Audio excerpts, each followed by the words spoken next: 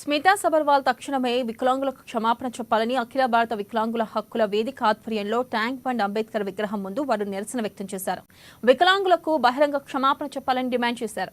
వికలాంగుల పట్ల అనుచిత వ్యాఖ్యలు చేసిన స్మితా సబర్వాల్ ను తక్షణమే రాష్ట్ర ప్రభుత్వం విధుల నుండి తొలగించాలని హైదరాబాద్ జిల్లా అధ్యక్షుడు జంగిలి శ్రీనివాస్ కోరారు. ఇక సీఎం రేవంత్ రెడ్డి స్మితా సబర్వాల్ ను విధుల నుండి తొలగించకపోతే ఆ కుట్ర వెనుక రేవంత్ రెడ్డి ఉన్నారని అనుమానిస్తామని వారు వెల్లడించారు.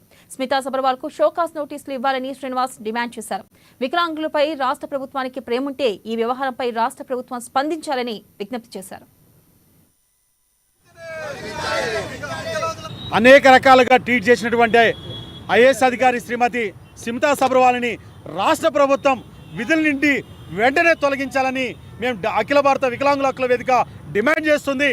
ఆమె వెంటనే క్షమాపణ చెప్పకపోగా మా దివ్యాంగుల పట్ల వివిధ రకాల్లో అవమానపరిచే విధంగా మాట్లాడుతున్నటువంటి ఐఏఎస్ అధికారిని తొలగించకపోతే ముఖ్యమంత్రి రేవంత్ రెడ్డి సార్ గారు మీరు ఆ కుట్ర వెనుక మీరు ఉన్నారని మేము అంతా అనుమానం పోతున్నాం. వెంటనే ఆమె చేత క్షమాపణ చెప్పించాలి. లేకపోతే ఆమె ద్వారా ఒక రాష్ట్ర ప్రభుత్వం వెంటనే షోకాజ్ నోటీసుని ఇవ్వాలని కూడా అఖిల భారత వికలాంగుల హక్కుల వేదిక డిమాండ్ చేస్తుంది.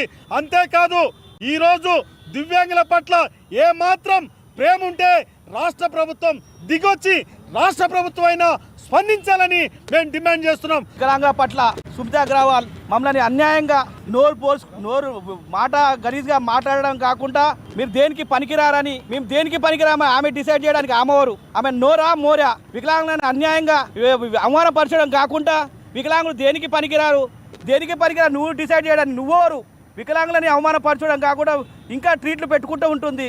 ఈ ప్రభుత్వం కన్ను మూసుకుందా?